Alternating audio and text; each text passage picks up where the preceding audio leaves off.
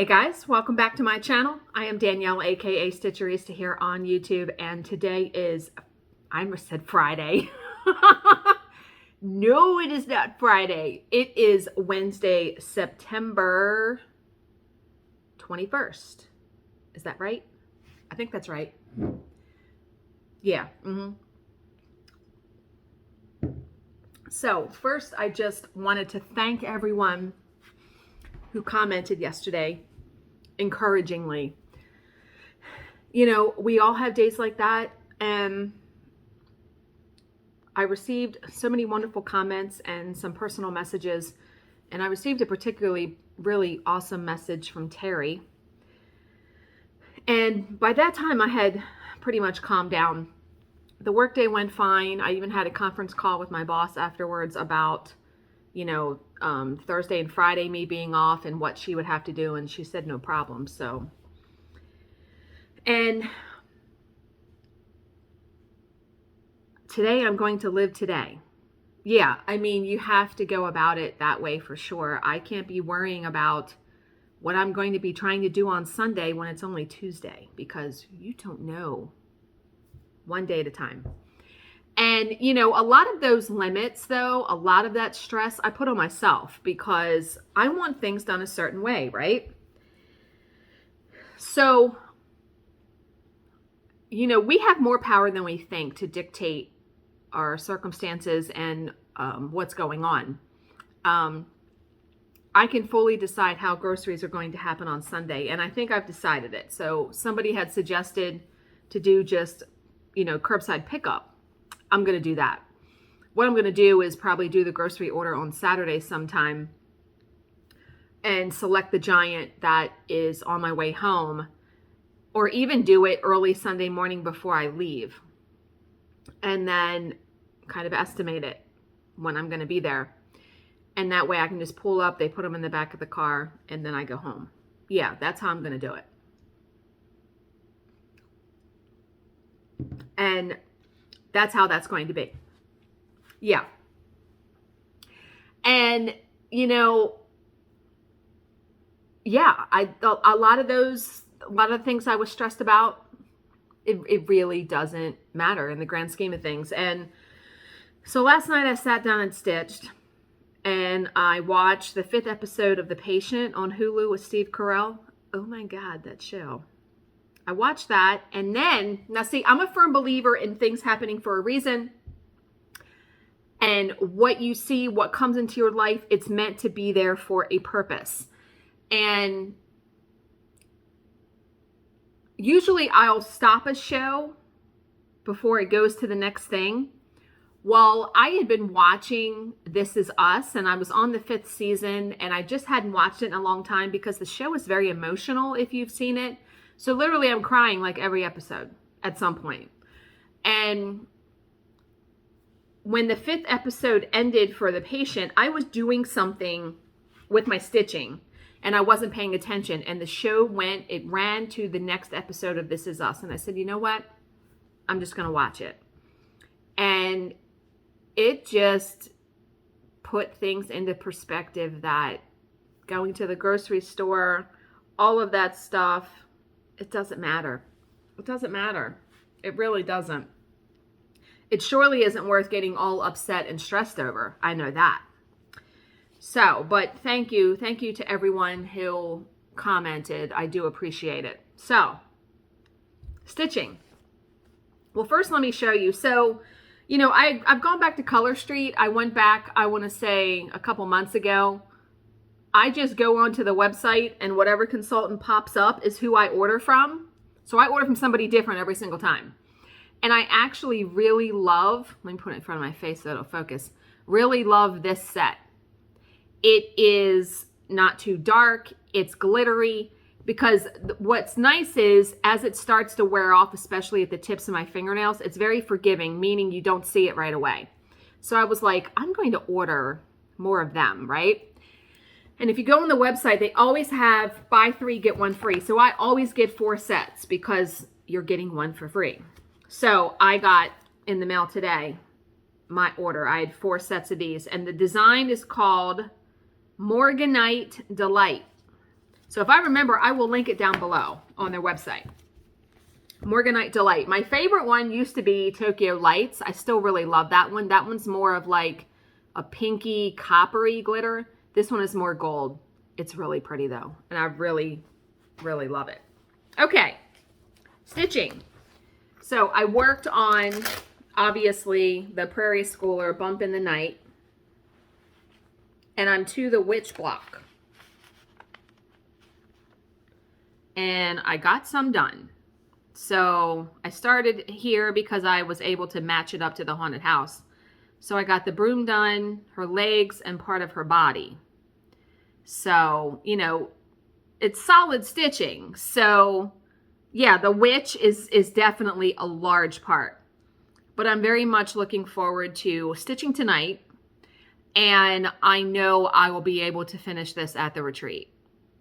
So I'm only bringing one more project with me, which is the Primrose Cottage Stitches one with the cauldron that I had done before. So I colored the paper purple, remember?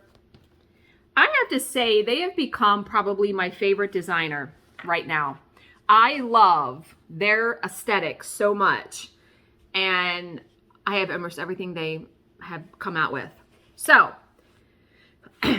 I decided, now again, this is me stating plans, so anything is subject to change, of course.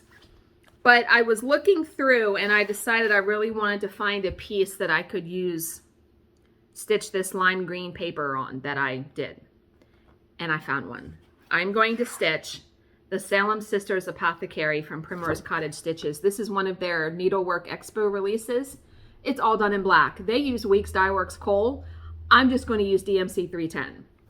Is that not going to look fantastic on this? Yes, indeedy. Yes, yes, it will.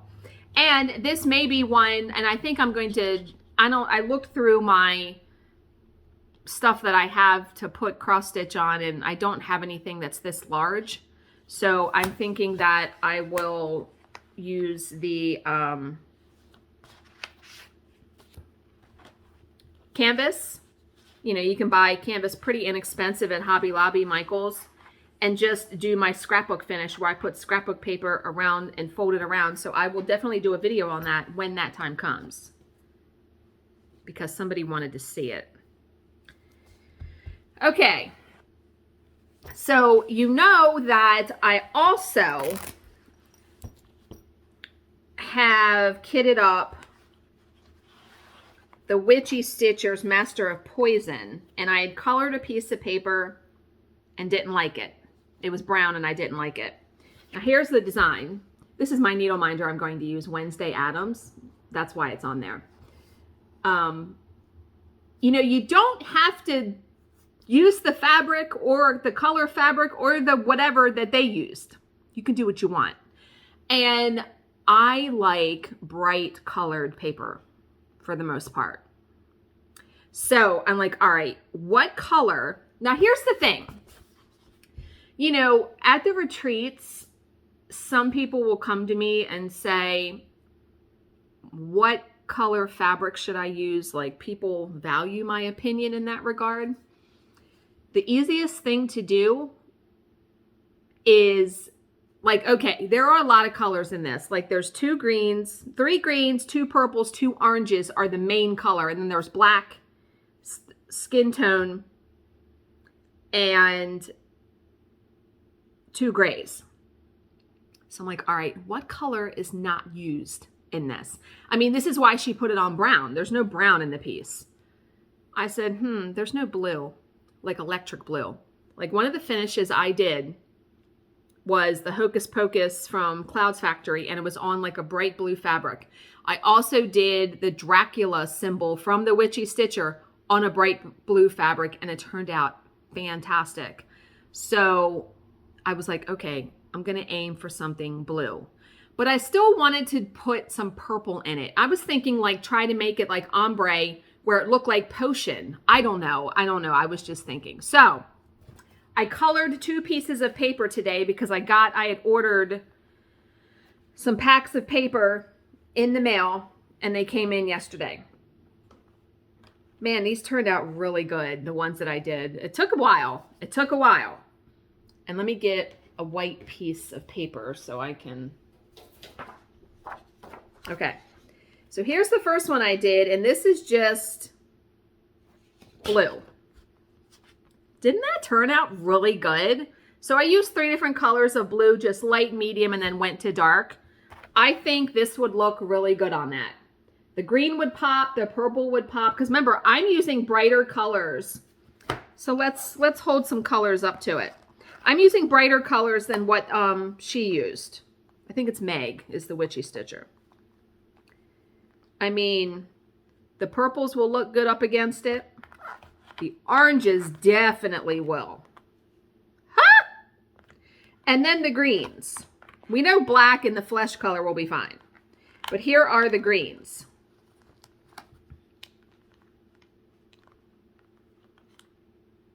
Yeah, I think this would work fantastically. So that's in the running. But wait till you see the next one I did. So the next one I did has some purple in it. And it looks so good. And I don't know why that looks like that in the light. That's strange. Okay. Anyway, I'm talking to myself. This one turned out so good. I love the purple at the bottom because when I did it, the purple in here is at the top. And so it's going to be like this. This purple up here, and I think that would match that purple down there.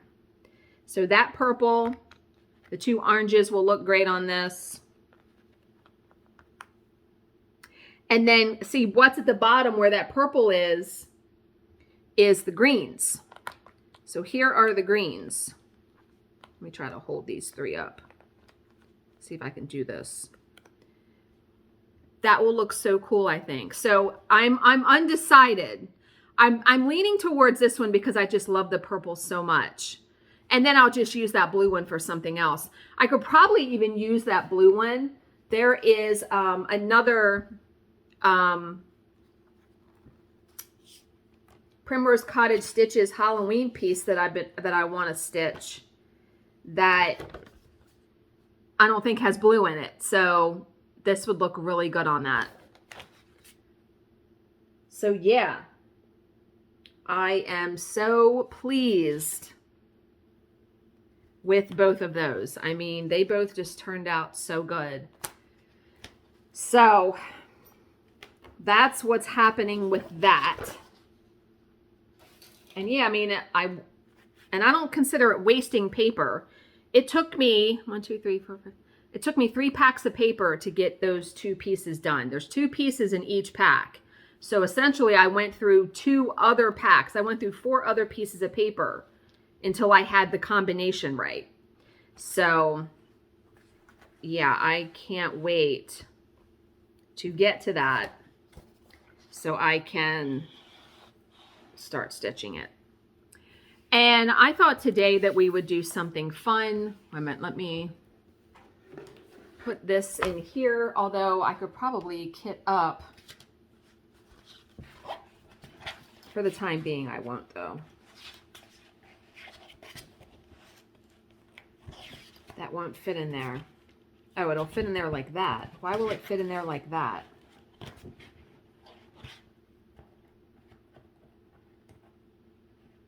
It like just fits in there. Yeah, I got to remember that with this thing. But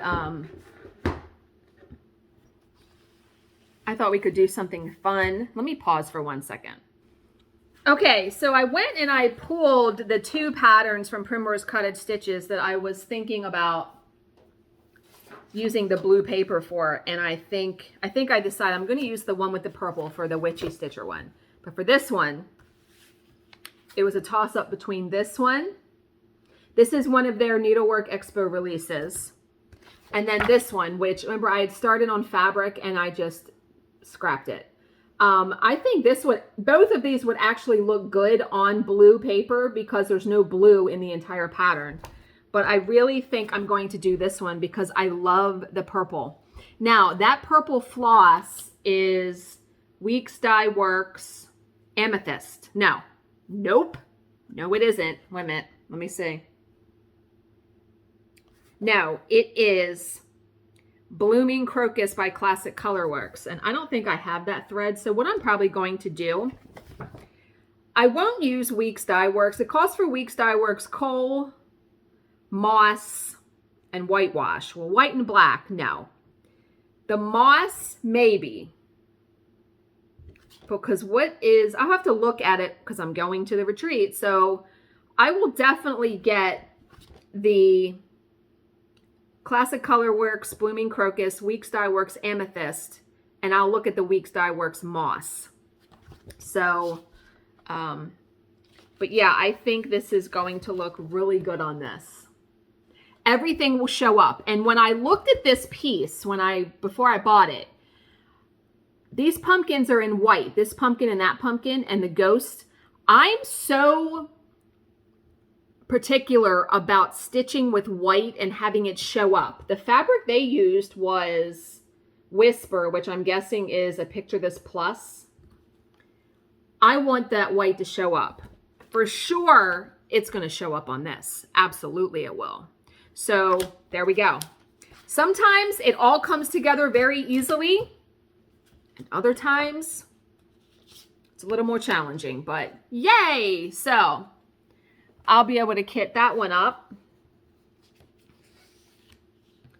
And very excited about that. So I definitely have a line of projects to do. But okay. So the fun thing that we are going to do is we are going, if you saw the title of the video, 20 unpopular cross-stitch opinions. If you've been in this community for any length of time, you know that some people are very emphatic about certain things about the craft. This is all meant to be in fun and in jest. Like, this is just my opinion also about all of this stuff. You do you. That's the bottom line. But we're going to discuss some of these. And because, man, some people get their panties in a fucking twist on some of this stuff. So I can't take credit for all of these. Some of these are ones that I thought of, but the majority, I watched two videos. I watched the Frozen Crafter and the Stitchy Reader. They both did this video. So, number one, we're just going to get right into it. Number one, project bags are overrated. Okay, when I first started stitching, I would have like the plastic mesh bags from Amazon. Do you know the ones I'm talking about? And then, I can't think of her name. She was on Etsy. She had a project bag monthly club, and I joined it. I had so many bags. Oh my God. And they're not cheap. And they're not cheap. I get it, because especially if they're well made, it takes time and material prices and all of that. To say they're overrated, again, it's personal preference. You don't need a project bag, but it is nice to have stuff organized. Now, my new favorite way of organizing my projects are Tiger Lily Designs Carrie, her project keepers. They are not cheap. They are $95 a piece. Well worth it. I have 3 of them. So I'm going to show you the ones I have. So this is the one that I'm currently working. This has my Prairie Schooler. She makes 2 different kinds. She makes ones where it just has 2 plastic pockets inside. But the ones that I like, and it's a Velcro closure, the ones I like have the bobbin things on this side. And then you have a pocket in here, and then you have a zipper pocket. Absolutely love these. So I keep, a highlighter, lip balm. This is a nail kit, actually, but, keep my readers in there, scissors, and then the bobbins on this side. To me, it's worth it because I'm not making one of these. So I have that one. I have this one. Don't you love that? Which is, it's like a strawberry themed. That has the Salem Sisters Apothecary. That's in there. So literally all I'll have is like one thing of thread in there. And then the last one I have, because Carrie releases her newest project keepers every month on the 15th. And when I got this one, the one I wanted, now this one's gorgeous. I'm very glad to have it. The one I wanted that was like bright yellow, and somebody bought it before I was able to get it. She sold out in like 2 minutes. So, and the inside of this is just gorgeous. Yeah, this is the one, this is the Primrose Cottage Stitches. No. Is that right? No, this is the Witchy Stitcher one. The Master of Poison. So, I plan on collecting some, getting some more of those for sure. One a month, yeah. Love them though. Okay. Number 2. I crumple up floss when I'm using it. So I guess what they meant by that one was, you know, when you pull, like me, when I pull a strand, because I'm only using one strand because I'm stitching on 18 count. When I pull the thing out, when I pull the strand out, I was going to show you one. What I will do, wait a minute, I'm going to show you. So when I cut a length off of the bobbin, here's a good example, because I have the orange. We're going to pretend that I'm stitching. I will just lay this like on the plastic part like that. Crumpling it up, I'm guessing they're saying that, you know, you're not going to change, you're not going to change it. You're not going to change the length of the thread or kink it up or whatever. Now, there are some people that don't like to use bobbins, and we're going to get to that one because that's one of them. Some people don't like to use bobbins because they say it kinks up the thread. One way to combat that is you could wet your thread using a sponge. It will get those kinks out. Okay. Number 3, I don't have a stitching spot. Guess what? You don't need a stitching spot. All you need is a comfortable place to stitch. Let me tell you, this is going to be a long video because I'm going to have stories for every single one of these.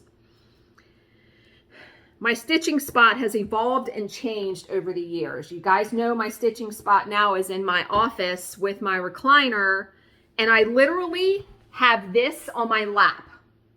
And I hold the paper up in my hand and everything's right there in front of me. I have a blanket. My iPad sits on the arm of my chair on the other side so I can watch TV. It's perfect. It works great. I also have a Lowry stand too. A lot of people, but some people don't have the space or the wherewithal to set up a stitchy spot. Don't feel bad. It's okay. My stitching spot used to be, now here's a good little story. When I first got together with Bill, which was back in 2009, my office was just an office. And I stitched downstairs because I stitched when I was sitting there with him or whatever. I remember I was working on Mirabilia's Emerald Mermaid. And at that time, I had a stitch mate. I still have a stitch mate, but I had my original stitch mate. And all I would do was just push it out of the side, push it out of the way. And I had a daylight lamp that was at the back of the chair. Now, I had someone made me a Velcro quilted cover so I could cover the fabric every night because we had 2 dogs at that time. And Bill's daughter was 9 or 10 years old. Well,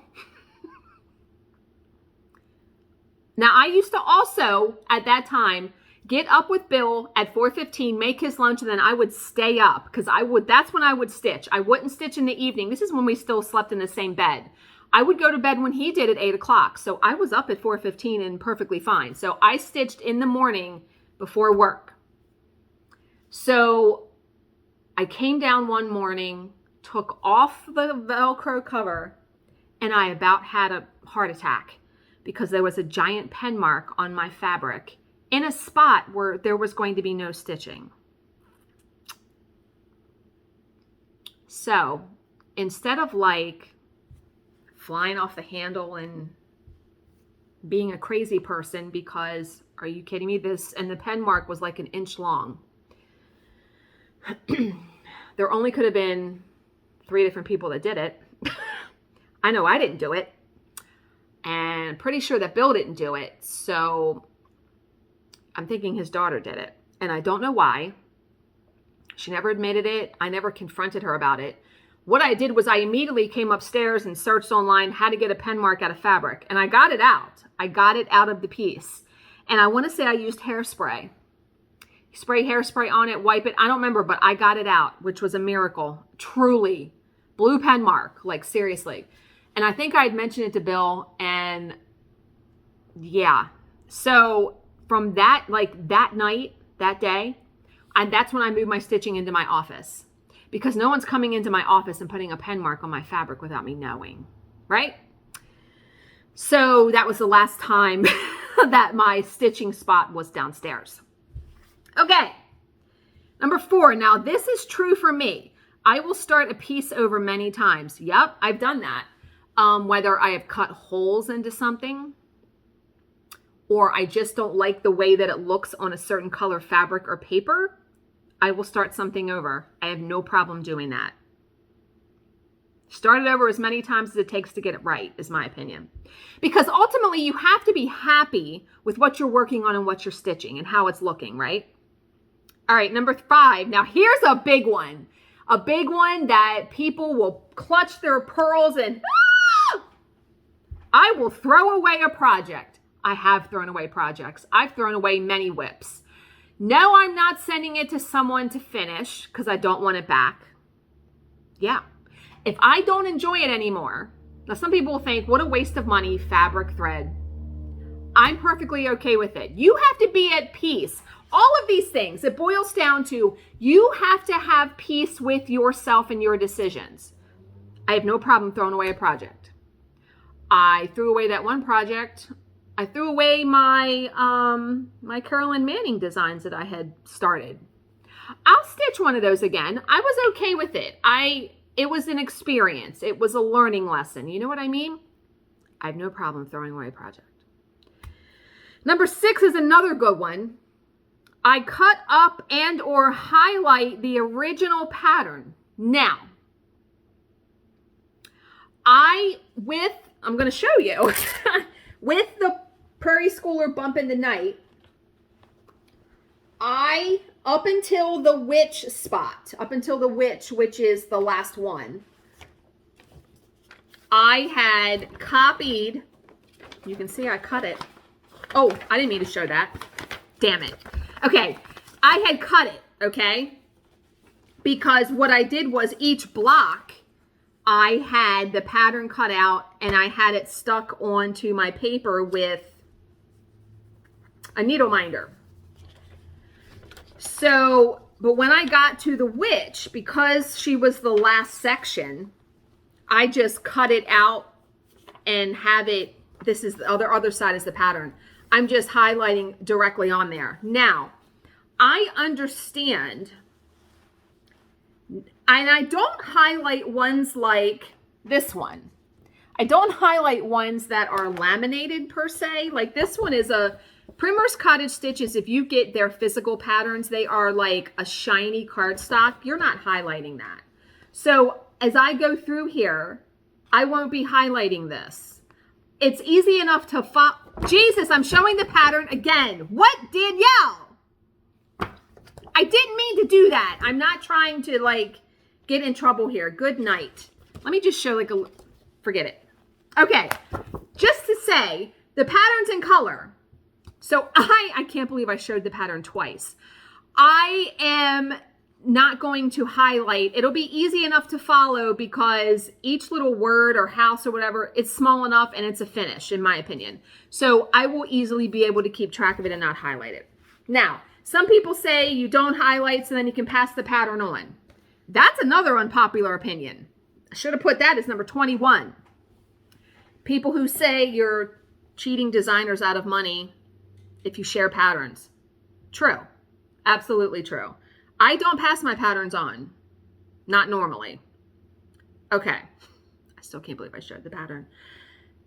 I'm totally not trying to do that.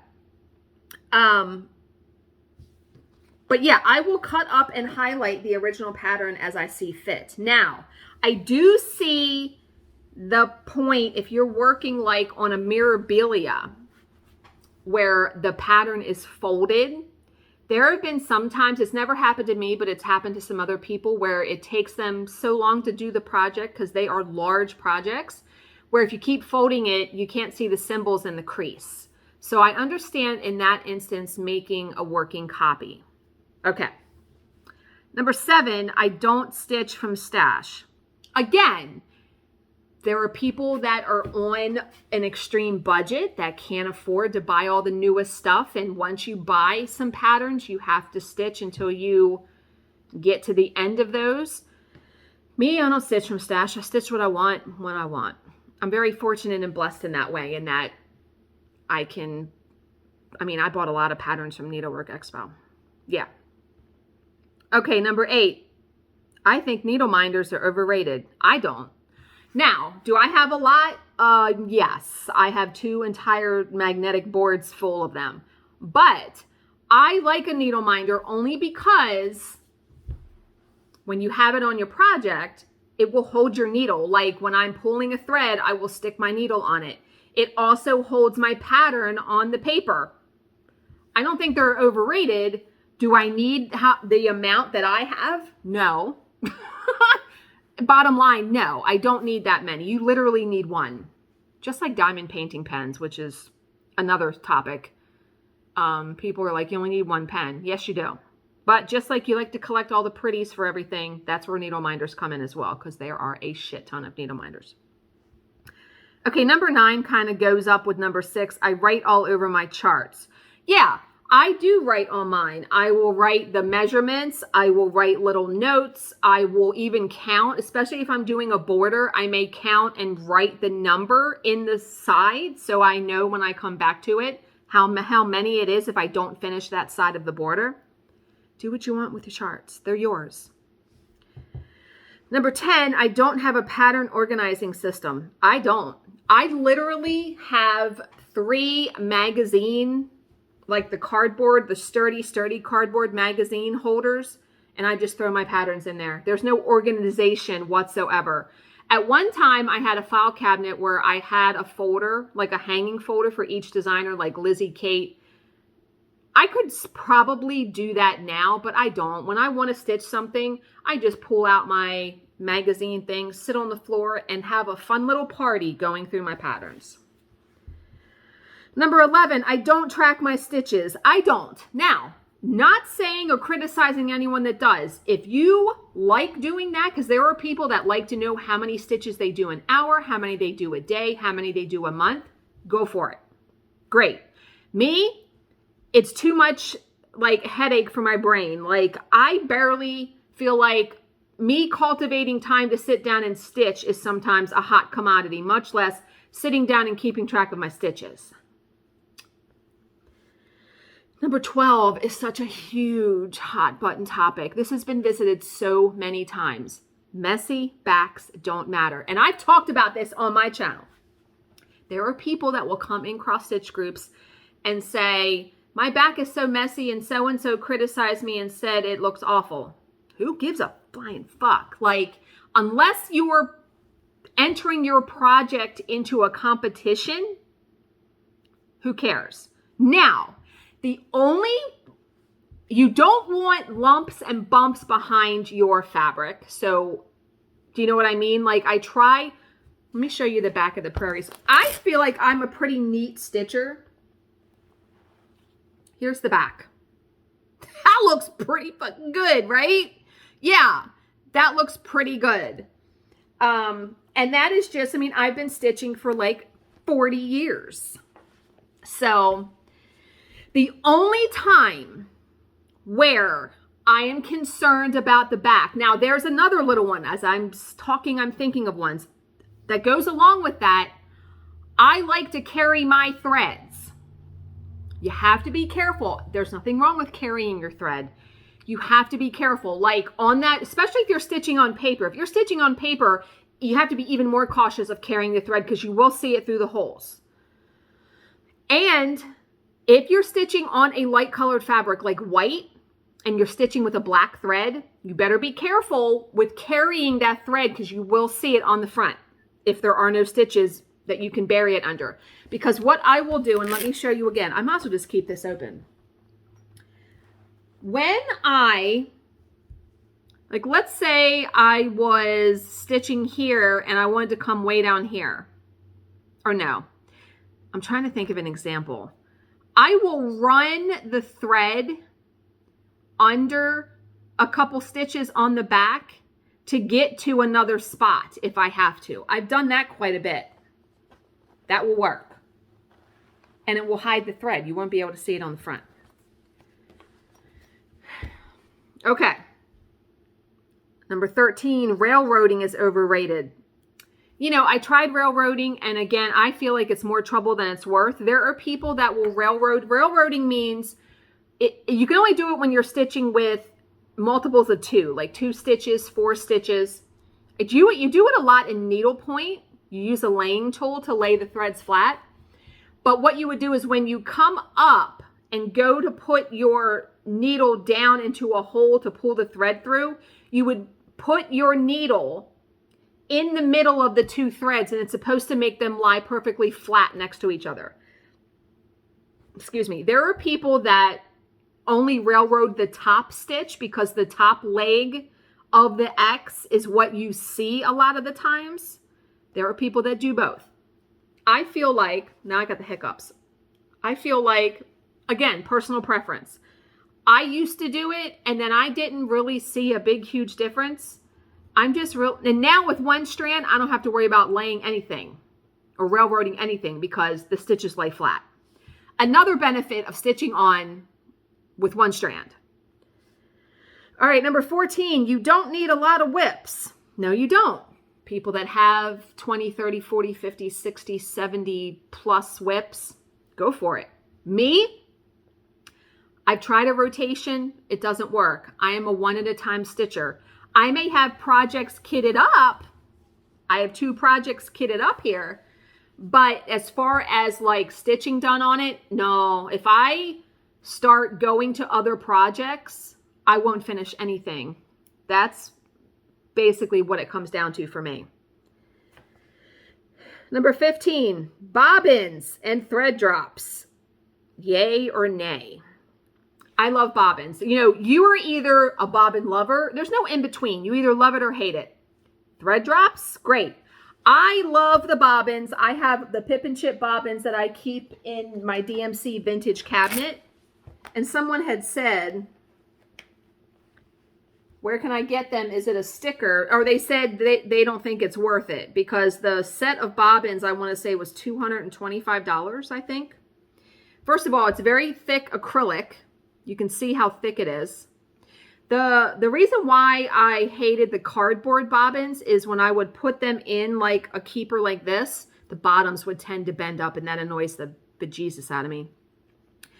And this is not a sticker. This is printed directly onto the bobbin. So it's not coming off.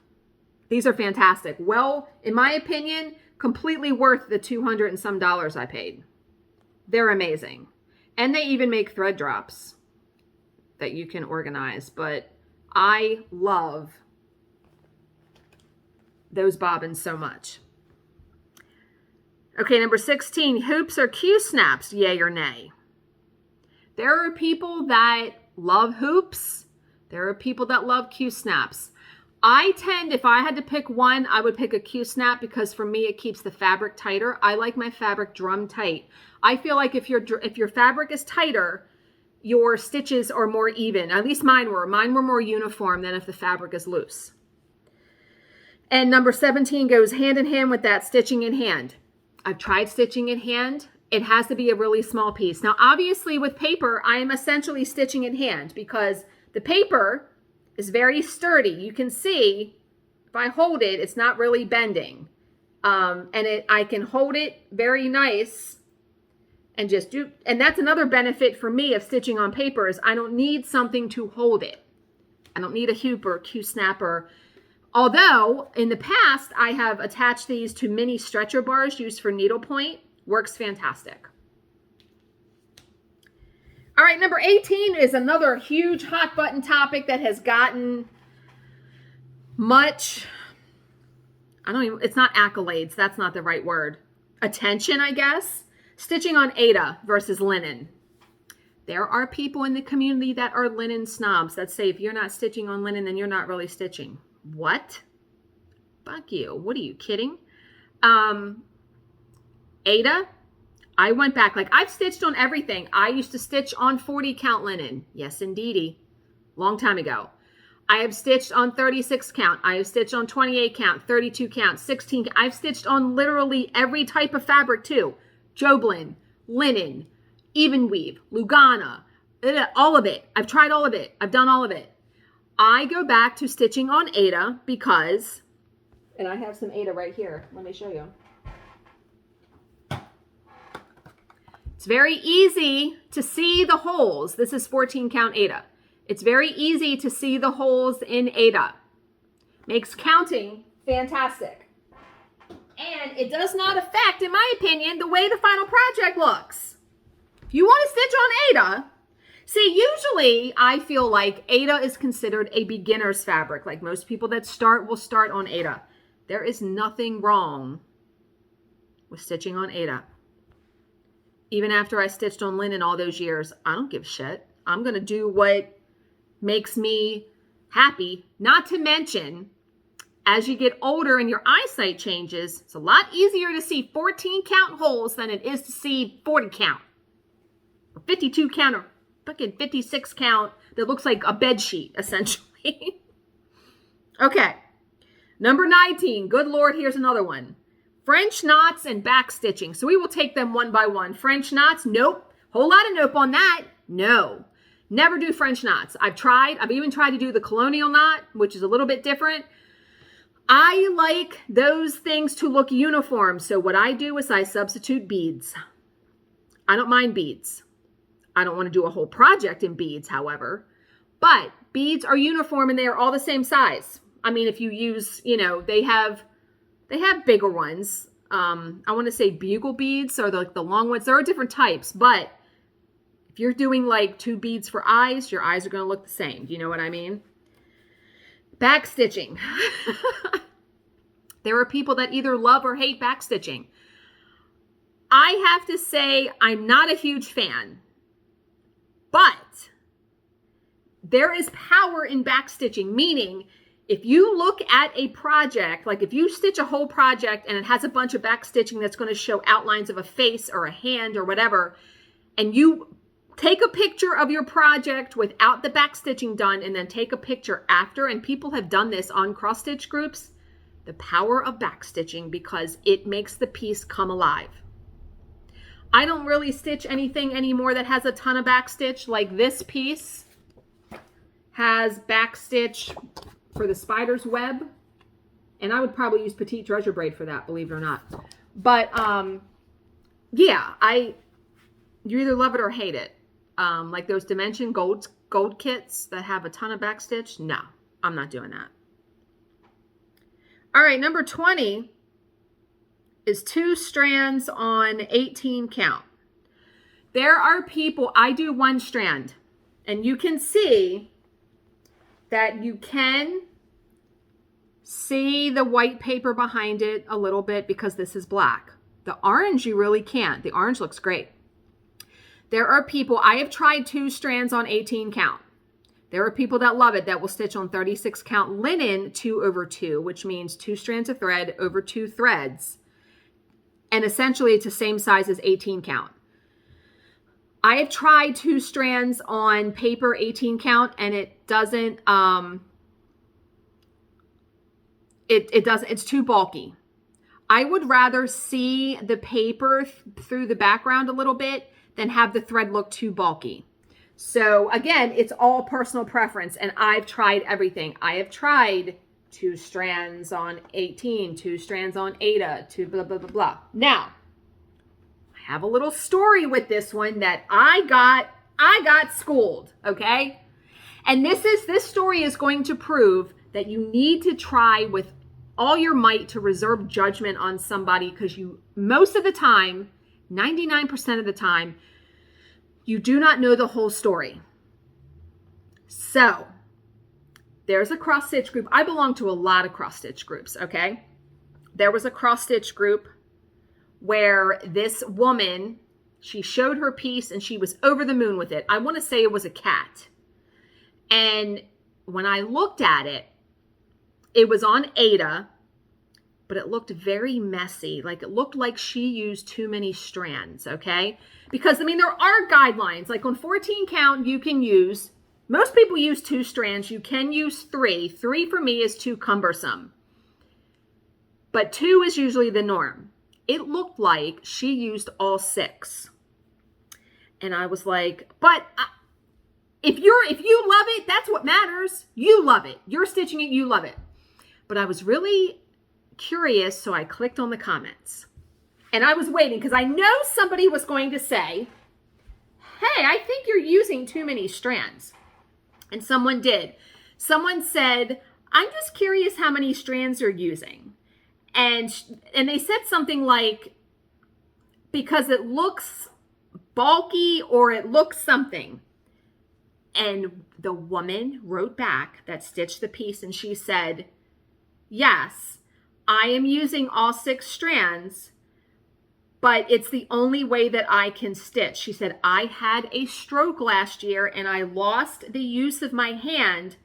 And in order for me to stitch now, I have to stitch with a bigger needle, which means, and she said, I have to use more strands. I forget why she had to use more strands, but bottom line was, this is the way that she adapted to be able to enjoy the love of cross stitching again. Immediately, I felt like a giant asshole, but I was like, wow, that just proved the point. You don't know someone's whole story as to the reasoning they're doing something. And let me tell you, that shut people right up when she said, I had stroke, so I blah, blah, blah. Yeah. I was like, and of course I would never comment on someone's post like that and say, oh, this looks horrible, blah, blah, blah. If you love it, and then after she put that, her response that she had the stroke and all that, tons of people underneath then commented like, oh, I'm so glad that you're able to find the love of stitching again. And people really rallied around her because that's what we should be doing with each other. Just saying. Okay. I hope you enjoyed all of those. That was fun to talk about those and to give you my opinion. So give me your opinion down below. What is the one that you really are like about? That you're like emphatic. Let me know down below. So I hope you guys are all having a great Wednesday. As always, if you have any questions, please leave them in the comments section below, and I will answer them to the best of my ability. Thank you so much for watching and subscribing, and I will see you in my next video. Bye, guys.